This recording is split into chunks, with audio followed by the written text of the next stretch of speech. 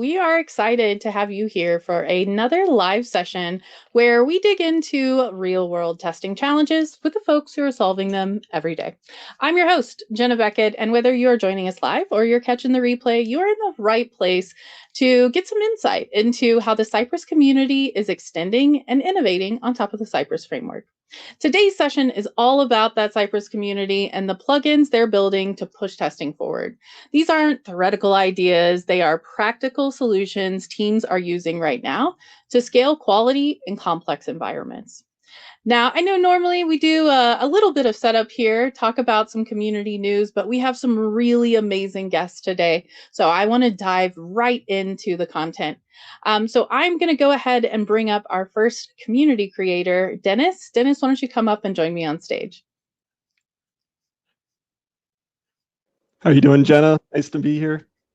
It's great to have you. I'm going to go ahead and turn the stage over to you, and let's just let you take it away with the plugin that you created. Yeah, sure. So today, actually, what I'll be doing is showcasing kind of a family of plugins that center around test execution, how one executes a test in the Cypress runner, the open mode specifically. So I'm going to be canvassing a couple different plugins that are all going to be playing together a role of how do you actually work within the runner, but in a specific way to execute a specific subset of tests. So I'm going to go ahead and share my screen.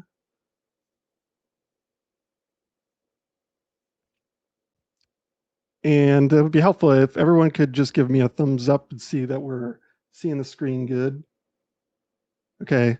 So this is probably very familiar sight to a lot of people who've worked in Cypress. They open up a test spec and they're looking at a number of tests. When they play the spec, they are looking at all tests that are open for you to, that aren't skipped, or they're open for you to execute, they are going to execute. So there's a lot to go through in what you would see in a site like this. And where the plugin that I'm going to first show comes into play is, say you're in a real world experience and you're looking at 15 different tests in the spec that you may want to drill down and understand specifically around one or two, or maybe five of these different types of tests. So there are a number of ways to do that. There are two main plugins that are out on the market that solve for this in a way by allowing you to utilize a method called Cypress.grep. And what that does is it allows you to grep by a title. So if I wanted to grep that first test ads for to-dos, then you could run this and it would then, well, greps anything that has ads, the thing that I grepped in its title, and it runs that. So then I can ungrep it by doing the similar with no title. So this is kind of baked into a number of ways that people use this in the UI already. Notably, the plugins that I'm going to show are built on top of Cygrep, which is built by Gleb Batmatov, and utilizes Cypress.grep method that's utilized in the developer tools here in the open mode. So now what I'm going to do is, as we've kind of shown what works out of the box with Cygrep, the plugins that I'm going to show give us a little bit more enhancement to that plugin and how one could use it in the UI mode that even further enables your team to understand how tests are grouped, that you might have put tags on tests, or how you would be able to enable someone to run a specific test without needing to open the developer tools. So I'm going to enable a plugin called Cypress plugin grep boxes. So there's a lot to look at here. There's some new things that have been added to the tests that are run in the spec. So we'll kind of go through each of those and the reasons for it, and kind of a little bit on the deep dive of where they came from. So as you can kind of tell, some new things have been added here to each of the tests. There's a box notably where the name of the plugin comes from, grep boxes. And there's a box of a tag that's being noted, and also a box here that is like a checkbox. So for the case that I kind of showcased earlier, if you were to say Cypress.grep ads, that was looking for anything with the name ads or with the word ads. So we had two different tests. So if I wanted that similar scenario now, I didn't have to open my dev tools. I can simply just check two boxes and then filter. And so now I'm able to run these two tests without that need to open up a developer tools and find what I wanted to. It kind of takes me out of that groove that I might be opening up a different spec here where I can now run this and have the ability to self-service what I need to drill deeper into if I wanted to, and I can go ahead and do that on this site as well. The other thing to take a note is that given this is built atop of SideGrep, SideGrep also provides the ability to grep by tag. And so similarly, a lot of times people's use cases are in the CI/CD or the CLI. There's also that ability to do that with Cypress.grep. And so what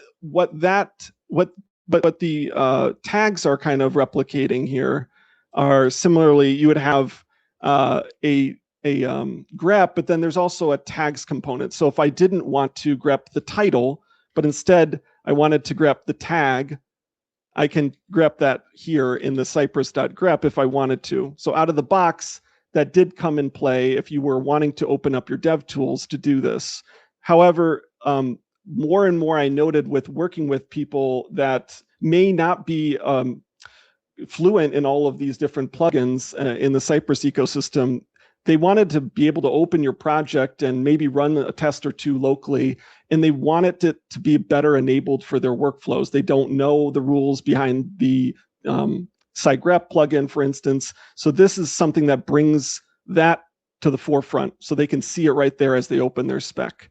So this comes into play. How do these tags get run? So I will kind of take a little bit of a step back as well.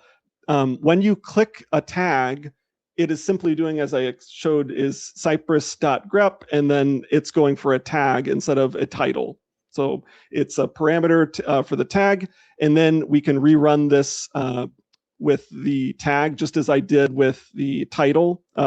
So the boxes we're doing for the title, and the tag is going for the tag. But similarly, this tag comes from, if we did in the developer tools here, if we did Cypress.expose, and we kind of blew this up because I'm sure this is very small on people's screens. Spec tags is exposed, without the pun intended, from the SideGrep plugin. So now what we can be able to see is kind of how the tags fall into play for the different titles. And so then it aligns a UI element to that title. So we have an ads for to-dos. When we look at the entire spec here, the top one, and they have an effective test tag. So a way of looking at that is it could be the parent of that test, or the test itself has a tag of smoke. And so it basically exposes the spec before the spec is loading. So all of the tests in that spec are then able to be read through in this object, and then we can propagate the UI tag to each of the specs in the UI here. So that kind of is a little bit of how that's done. So as you see here, this is a use case. It adds an ability to check the number of boxes you want. So that's for the test title. You might be thinking, oh, what if I wanted to do more than that? We're going to get to a couple more things. It also, as we showcased, you can select and filter by a specific tag. The next thing I wanted to show, because I've been showing this now running all specs once you open a spec file in open mode, is another enabler behind Cypress plugin grep boxes. And that is an expose variable for that plugin called disable initial auto run. So I had to reload the the open mode. And this is actually, as you see, not running the test specs, the tests in the spec right away. So if I was to open up different specs, it's not running them because the enabling of disable initial auto run is an exposed variable for grep boxes. This is very similar to maybe other UI frameworks that open up their UI mode and you are not able to just immediately run the spec. You would be selecting what you want to run and then run it. So you might have a case where you want to further give the ability for someone to choose then run. This would be that. You could then choose what you need without tests running at the same time, and then it will allow you to run it. And then once it's filtered, you can continually running that filter until you unfilter. And now we're back to square one. We are not running all tests in the spec immediately. So this is a kind of using a way of stopping the runner before the runner even begins by hooking into some of the events that are outplay in Cypress that you can go before a test is run or when the window is deployed. So that is an example. There is also an enabler for someone who may not want that experience of all the tests running. So it provides that space for you to select the test before the test run. In addition, where I was going to go next was on top of this grep boxes plugin is also another one called filter runnables. So I'm going to enable that. And quickly, it's a search bar that you'll see at the top. So similar to the native search for the spec that's in the Cypress runner here on the left, you're going to have copied over some similar CSS that was included there. So you'll kind of see it looks kind of similar. But the point of this would be that now I can filter by the title. So I can do like ads. And now what it's doing is it's removing all of the tests in that view that are not have ads in them. So it's like similar to grep, but it allows me to filter it. So you might have a use case where I don't want to see a bunch of stuff. I just want to, be able to look at the tests that I want to look at. And with that, you could also just filter right from here, or you could select down to one of these if you wanted to before you filter. Then the other use case would be you saying to yourself, well, Dennis, you showed me that, this could be just one, you click a tag, it's just one tag. Well, this allows you to do that a little differently. So you can then go new to do and maybe MISC. So now you have two tags and now you're able to filter both of those tags. So that provides you the element of being able to also drill down and you can kind of remove a bunch in your events that you can then look at one specific test. The last plugin that plays a role in this UI is actually an element of a plugin that is around running the last failed tests. So I just enabled another plugin in the UI here, which is similarly sitting next to the filter for any selected tests, but now it's failed tests. So previously, the other plugins where you dictate where you want to filter, filter failed tests will be dictated by how the tests are run in the open mode and how you then filter by that. So let's take for an example, a spec where we will need to run all of these tests. So we're going to see a test fail. And so now if you were to run a selection of your tests, or if you ran all of your tests, for instance, and something failed, now you're in a predicament where you're maybe thinking, well, maybe I want to learn more about that to understand what's going wrong. You can then hit filter failed tests. And now it's simply looking at the tests that failed, and you can then make revisions or investigations on what is going on with this test, and then presumably continue to rerun until that test can pass, and then you can unfilter. So that was basically the gist of my demo, is to go over test execution enabling teams. This is really meant more as the exposing of things that you could already do with SideGrep, which these are built for, and then also just the ability for your teams to have a better workflow experience for diving into a specific test and having a more nuanced and a better experience with getting their tests run. So that's it for me today. Thank you, Dennis. We definitely appreciate your demo and you walking through that suite of plugins with us. We are going to do some Q&A at the end, so Dennis will be back on stage shortly. We'll say goodbye for now, Dennis, and we'll bring you back up once we get through our other two presenters. And speaking of the other presenters, I'd like to bring our next one back up on the stage, and that is Sarla. She is going to be on stage showing us some innovative workflows that she has developed for her team. So, Sarla, thank you so much for joining us today. We appreciate you being here. Thank you, Jenna. I will go ahead and jump off stage and let you take it away. Thanks, Jenna. Thank you. Today, I was going to show you a small demo on Cypress and iframes. It's recent. I'm a senior SDET, and I have been working with Cypress for over 6 years and Cypress Cloud.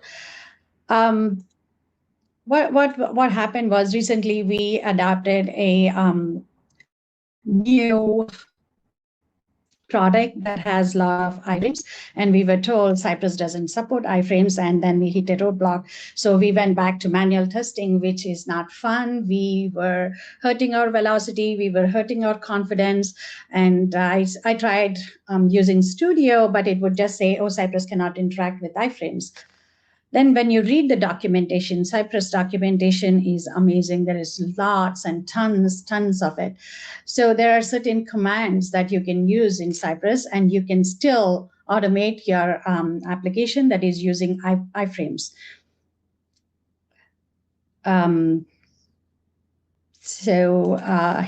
Here, what really matters is it's not that Cypress is rejecting the iframes. Cypress is running in one document at a time, and cross-origin frames are not scriptable.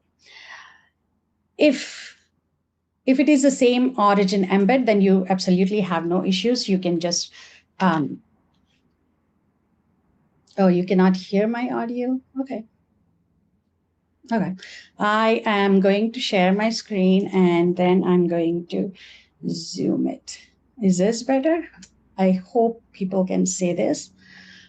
For this demo purposes, what I have done is I have my own demo.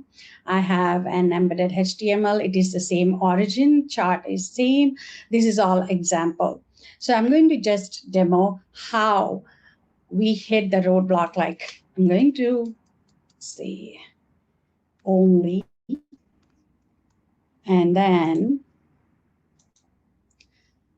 it is trying to get the data test ID, and then it fails. See how this is an iframe, and it is not going to get the data test ID, and it fails. And the solution for it, that's why it becomes really interesting. So I'm going to get the parent document, and this is the parent document. It is visible. You have a data test ID. It is all visible. But then you go inside the iframe. This is the crux. Sci iframe is the one. So you grab the ID of the iframe, and then you do your magic with it. You have within. So once you get the iframe, you go within, and then you get your data test ID, which is different elements on the page. You do all your, okay. Here, you get the Sci iframe, and then you get the data test IDs. You are just making certain UI assertions that they are available on the page. You can also get the APIs. You can intercept the APIs. From there, you stop the response of the API, and then you validate it against your UI. I'm going to show you that in a bit, but this is just a preview, and then I'm going to show that in execution. So now, here is what it failed. And once You save this. Oh, I did not save it. Sorry. Did I? Hey, Sarla, just want to let you know we're seeing your Visual Studio Code screen. So when you switch over to the Cypress app, we may have to switch up screen share, but we're just seeing the Visual Studio screen right now. So you don't see my demo? I just see the Visual Okay. Studio Code screen. Yeah. Okay. I'm going to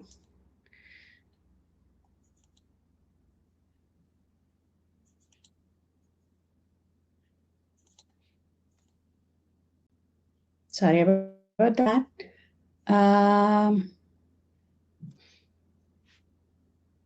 Is this better? The zoom, everything. So this is the chart in iframe that you have to see. Yeah, so we're looking at chart in iframe on the Visual Studio Code screen. We're looking at the code right now. Yes.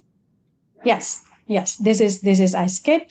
And then, I am going to, okay, I guess it won't work.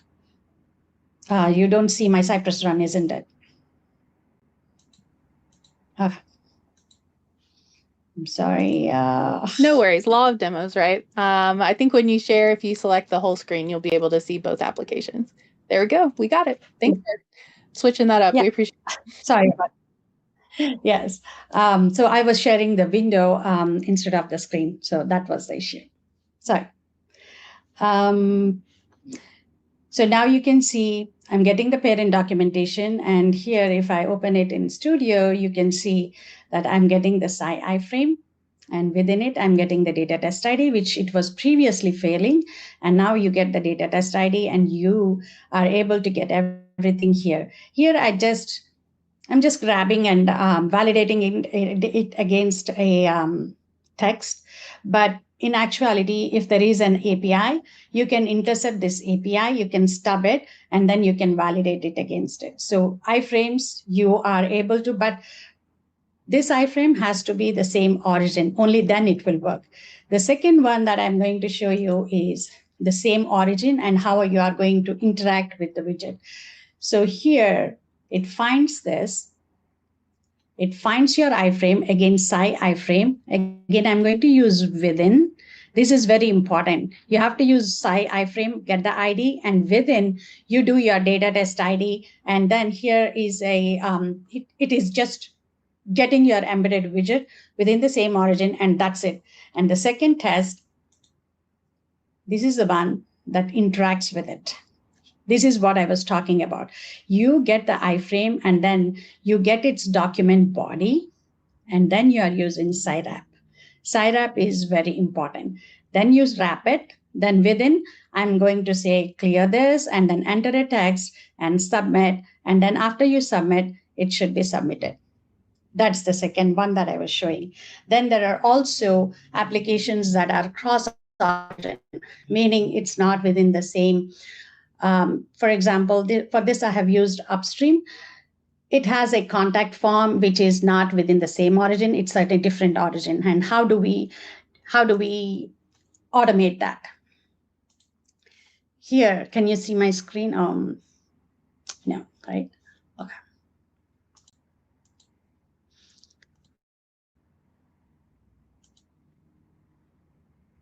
Hmm.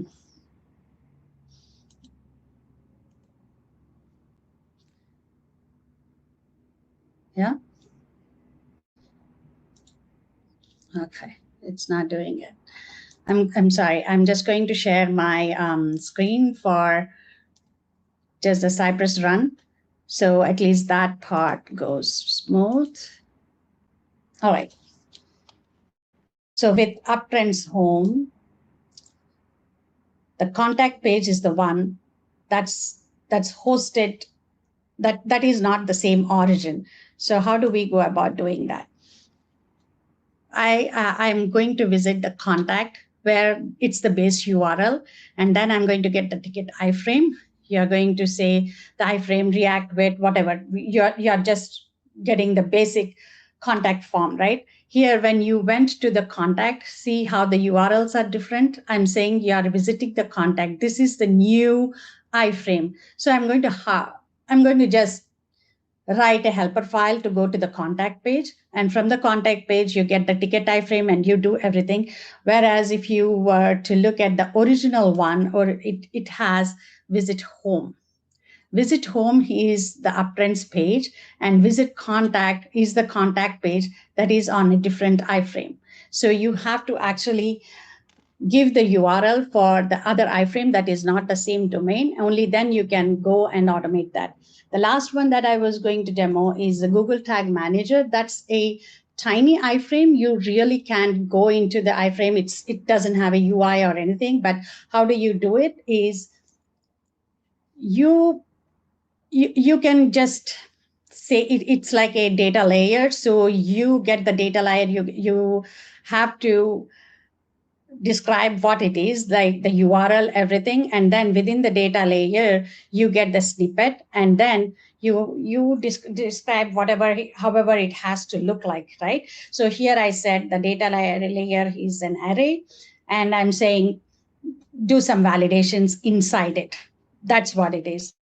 And in same origin, I also have if you do not have an iframe ID, how do you do it? Then you can just get the URL and you can just match a string of the source URL, like just a small string, and then it will still do the trick that you are going to do. So you need not necessarily have an ID from the iframe. And that's about it. So you can see this is all my local. This is not a real website, but Uptrends is a real website, and you can see how this has several iframes, and then you go and you can actually interact with the iframes, and you can do your Cypress automation. So you do not have to do manual testing again if it is iframes. That's my presentation. Thank you. Thank you, Sarah. Thank you so much for showing us how your team innovated around a blocker and was able to get back to the automation workflows that you're used to. I am really excited to ask you some more questions about that. We'll do some Q&A at the end. Right now, I'm going to bring up our final presenter for the day. That is Katharanga. So Sarla, if you want to go ahead and jump backstage, and Katharanga, come on up here and join me. I'd love to bring you on stage and turn you loose to present the plugin that you created. Hello. Yeah, so I'm going to present a small plugin, but it's really small plugin, but it makes a real big difference in this era of AI, actually. So I will first present the use case, and then I will show you how I have used it to make the big difference. I'm gonna go ahead and share my screen.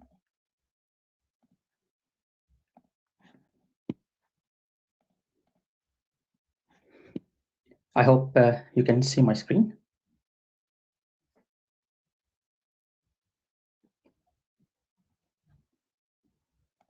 Yep, okay. So let's say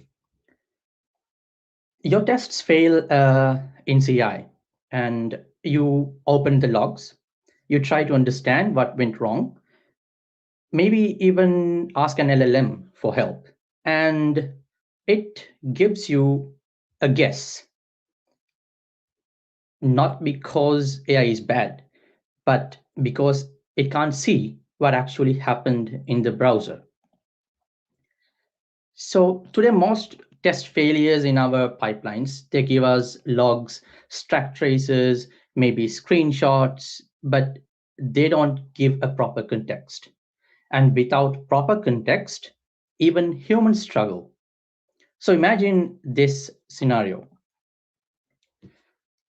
You are given the logs, stack traces, and maybe screenshots, and you are asked to analyze the test failures and tell what is going wrong. But you're also told not to open the DOM and inspect it. Okay, So it's the same scenario the LLM is going on. In most pipelines, what people do is they just give the failure report or the stack traces and ask the LLM to analyze it. And you expect a pixel perfect response from the LLM. But actually, there's a huge part missing. This missing context creates three problems. First, it wastes time. We go back and forth trying to reproduce the issue. Second, it creates noise. AI gives answers, but they are not reliable. Third, it breaks trust. And once teams lose the trust in AI, they stop using it or they start blaming it, right? So I asked a simple question. What if we give the LLM what it's missing? What if, at the moment of failure, we capture the actual DOM state of the application? No logs, no assumptions, the real UI context. So that's where my plugin comes in. It really does a really small thing. This Cypress DOM snapshot, it captures the DOM at the exact moment a test fails. And the snapshot is then stored as an output. So you can customize where you can store these snapshots. So when it's storing, what it does is like it understands where this spec file is, and according to the spec file's location, it creates the same root folder uh, based on your test suite, and it saves with the name of the test case. So you can make use of it to analyze it in a better way. So now the LLM is not guessing anymore. It can see the structure, it can see missing elements, it can understand the state, and suddenly the answers become much more accurate. Same failure, different context, but completely different outcome. So this is one of the examples that I have put up here. So in this specific case, I will going to show you in the pipeline is that I have changed the data QA attribute of the login button. It was a different one before and another one now. So I will show that and how the report shows it up. So let's move on to the pipeline. So before that, for this whole setup in the pipeline, you will also need a OpenAI API key to properly set it up, to send the request and everything. But this snapshot is doing just one thing, that is saving the snapshots. Okay, so let's move to the pipeline.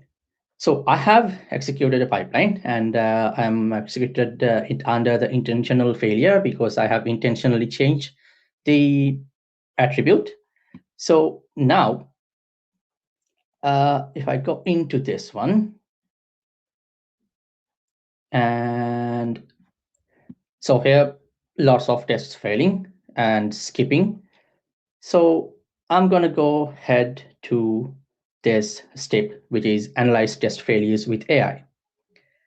Now, if I go to this one, you can see it is first like taking the snapshots which are saved by the execution failures, and it matches the snapshot failure with the test failure report. So then after matching these two together, it sends one by one this couple to the LLM and asking, okay, what's going wrong in this? So the LLM actually have a better understanding of the DOM. So for example, in this case, the element attribute has changed. If the LLM did not have the context of the DOM, it will just maybe sometimes guess an imaginary locator, or else it will say like the timing is wrong or something like that, some general resolution point. But with the context, it exactly pinpoints this is what is wrong and this is the new locator. So the mean time to debug and mean time to resolve becomes 0. You just take it, put it on, run it back. That's it. So in this, so it matches the stuff, and also then it publishes it to the pipeline as a HTML report. I will show you the report. And there is one more thing that I wanted to point out. You might think that when we are taking the DOM snapshot at the failure, it's a huge chunk of text, and that means a huge chunk of tokens. And the LLMs have token limits. So to resolve that problem that causes by huge number of tokens, what I'm doing is I'm intelligently truncating the DOM snapshot according to the place where the test is failing upon. Like, for example, if it's, let's say, login button is not located, then yeah, I only just take out the login form out of the DOM snapshot and only send that part of the snapshot to the LLM. So that's why you can see it processed this amount of chars first, and after cleanup, it's only 15,769 chars. So it has reduced the number of tokens by a huge margin.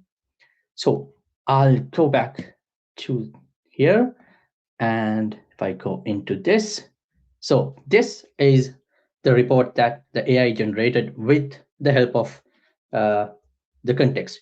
So to differentiate, I just added this first overall summary, which is actually without considering the DOM. And down below, I will show you how it have responded with the context.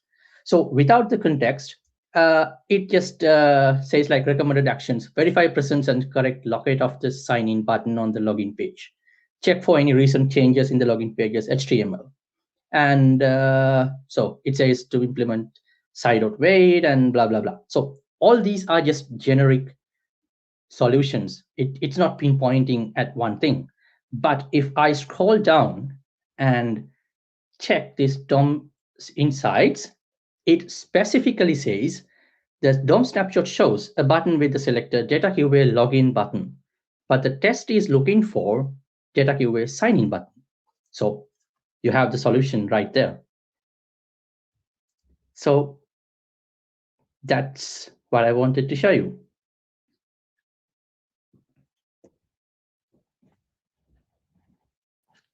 Thanks for the demo. I think this is a really great, innovative solution, and I'm excited to dig into it a little more with you. Before we start going into Q&A, I would love to bring our other presenters back up on stage.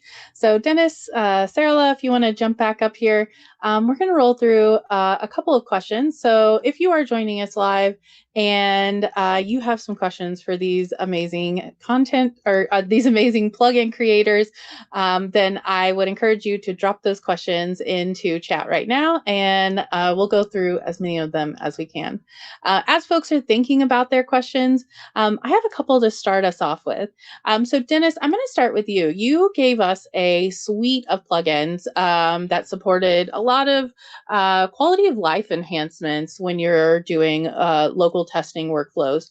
Can you just give us a quick recap of the list of those plugin names so folks make sure they know what to go out and look for? Yeah, totally. So the first would be the Cypress plugin grep boxes that showed the little boxes that you can input and select, and then the tags that came with that. And it also supported the disable initial auto run. The second would be Cypress plugin filter runnables, an unrunnable being the actual test that you're clipping away or removing and hiding so that you can search by title or tag. And then the last would be Cypress plugin last failed, which supports a UI button that you can then filter by the failed in the open mode. Awesome. Thanks for giving us that recap. Sarah, I have a kind of a similar question for you here. You walked us through your solution to overcoming roadblocks with iframes. So could you just give us a quick recap on what were those key commands that you used in your workflow that allowed you to grab that iframe and then actually interact and make assertions on it? Sure. The first command would be iframe. So that's what is actually getting you the ID of the iframe. If you do not have the ID, then you have to go to match the source, and you can still interact. Once you get the iframe ID, you are going to use within. So within actually interacts with all the elements within the iframe. Or you can do site wrap. If you are trying to get the API responses and you are going to interact with it, you are going to enter it like an input form or something, then you can do site wrap, and you can continue. And the one other thing is site document body. So if you are going to validate the UI elements based on the API stubbed response that you got, then the body is a good way to go. The last one was if it is outside, if it is not the same origin, then you have to actually have your pages or navigations already hard coded. So you have to give your iframe URL. So then you can go to the URL and do your testing, the same process within document body, wrap. These are the few Cypress commands that can help you with the test. Excellent. Thanks for that recap. Katharanga, a question came in for you on the plugin that you demonstrated. Would this plugin workflow work with other CI providers like Circle CI or GitHub Actions? Yes, of course, it works with any CI provider. It's just a plugin that creates these snapshots, and the rest of the things, rest of the steps, you can implement in any CI. So it doesn't matter GitHub Actions, Azure, or whatever it is. Yeah, and since we're on the subject of AI, and that's a main part of your plugin, I have a follow-up question to that. Have you experimented with using AI to make writing or maintaining plugins easier? Yes, of course. It makes a huge difference now to maintain plugins, and Cypress is evolving, very frequently now. So we need to keep up with all those changes, make sure that it does not break our plugins. So yeah. Awesome. Thank you. Dennis, I have a question for you. You have created a number of plugins, I know, and are really active in both utilizing community plugins and building them.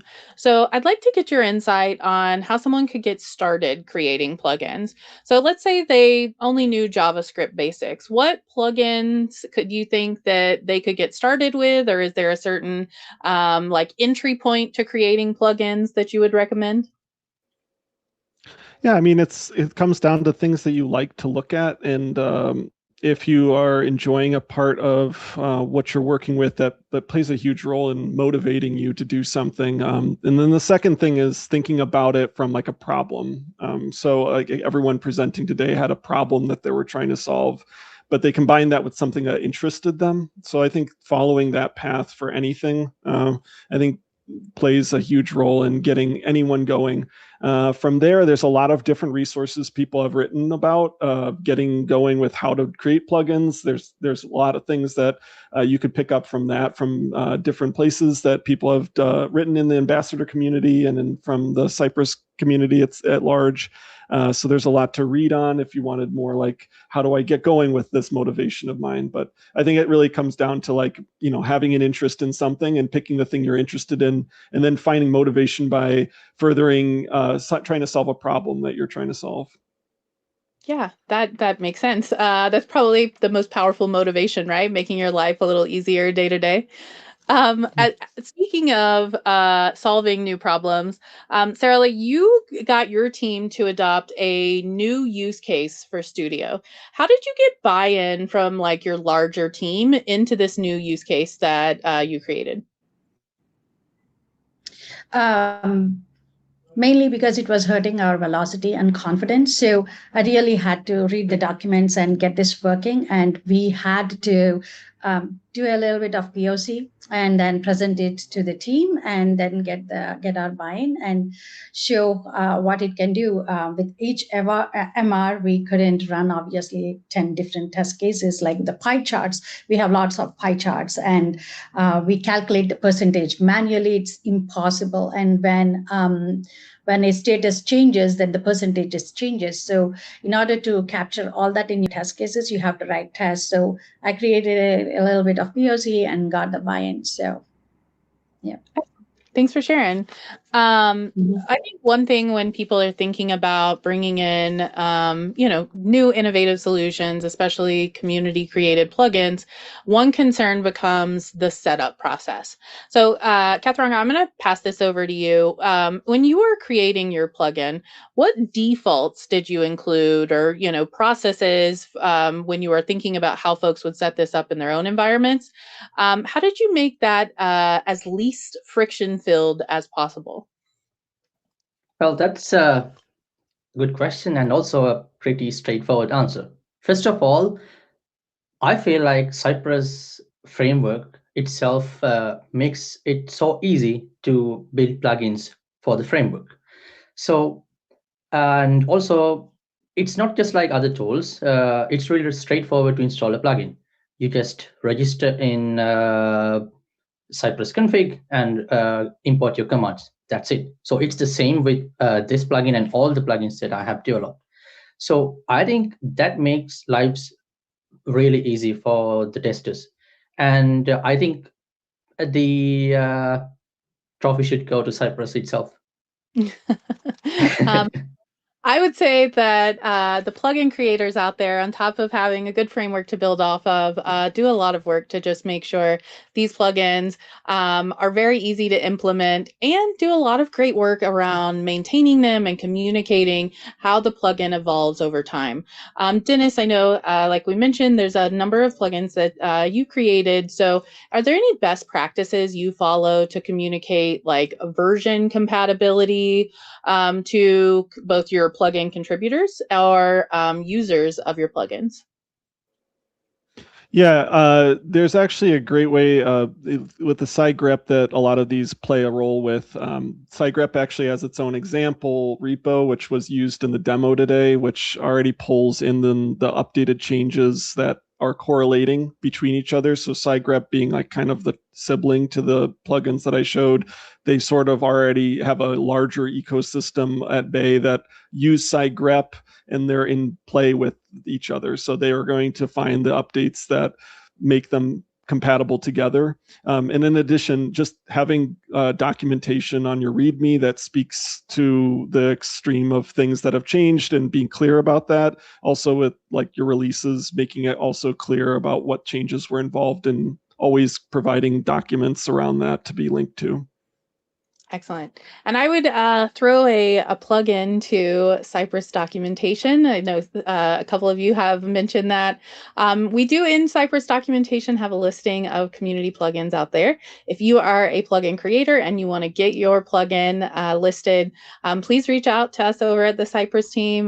We would love to make sure that you get some visibility into the work that you've done, and that the community has maybe a single pane of glass to look through to see the wealth of customizations that exist out there that our community created.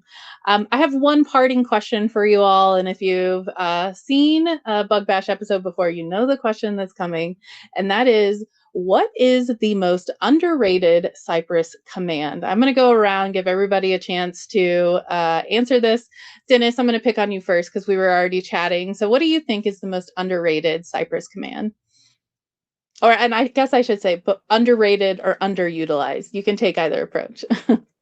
Yeah, you're going to get me on this. I'm sure other people are going to have it because I probably haven't caught this question before. So I would just say maybe Cypress.within. Like that seems to be a very popular use, and maybe underused in a lot of ways, because I don't know if everyone uses it for the reasons that it could be used. Excellent. Thanks for sharing that. Katharanga, what about you? What do you think is the most underrated or underutilized Cypress command? Can I name two? Oh, of course. Well, still, I would say still, I see one of the two is side.intercept, and the other, I agree on Jenny's side.within. Nice. Because I've seen like a lot of flaky tests, and it's just easy to resolve. You should make use of all the resources you have. You have to use side.intercept, intercept an API call and wait for it instead of like setting up static waits. Yeah, I still see that not happening in some places. So Katharanga or Dennis, either one of you, for folks who have not utilized that command before, can you give me like a 10,000 foot view of what it does? Do you want to go for it? Do you want to go for it? Yeah. So side.intercept. So let's say you are going through a flow of UI and you're waiting for, let's say, something to pop up or maybe load the data. So most of the people, what they do is like just wait for the visibility of something or something like that. So, but simply you can intercept the call that is going, the API call that is going. You can intercept it and wait for the response of the API call and then resume. So it makes you wait dynamically instead of like putting up a static wait or just totally relying on the front-end elements which are brittle. That's one. So Dennis, I'll give you the baton to go with the next one. Got to find my mute button. Within, when I first started, I would typically look at it like I wanted something to know about a specific element in the document. And as it was kind of presented in today's show, it would be used for a lot of different variants inside of a document's element, like going deeper. But you can also do that with like chaining. And so that becomes, that's where the superpower starts to like shed its light a little bit, and you start to see more horizontally than vertically slicing it to be like, I only want to look at this specific document element. So when you start to see it, like you can use powers of chaining there, that's where things start to become like, oh, you use it for that, or you use it for this, because the different things that you can do in the permutations that you can chain that to, people have use cases that are in variant different places, that if it's API testing or if it's not, like it's actually really cool where people use it.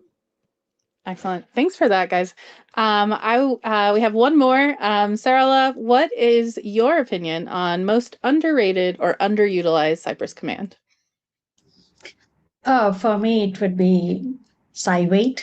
It just kills me to see those static weights. If you do not have proper KPIs, and a lot of applications do not have proper KPIs, so we tend to use weights.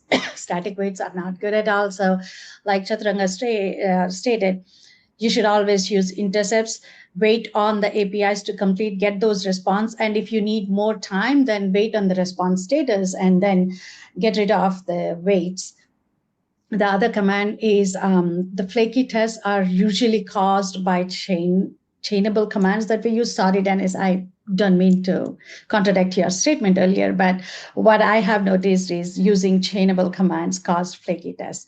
So I know in my iframe presentation, I did use within, but that was to get through iframe testing, but it's not a recommended use case. And within and wait are definitely my top Cypress commands that have very little value. Okay. So a different approach there. I appreciate the difference of opinions and approaches to utilizing the Cypress API. So I want to say thank you to all the folks that are here. And I want to say thank you not only for your community contributions, but also for coming here today and sharing your insights and expertise with all the folks that are joining us. So a huge thank you to these creators and members of the Cypress community. And to everyone out there, that is the end of what we have in this Bug Bash episode. We will be back, not next week, but the week after. And we hope you join us live either here or on YouTube. And we will see you then. Until then, I'm wishing everyone happy testing. Have a great one, folks.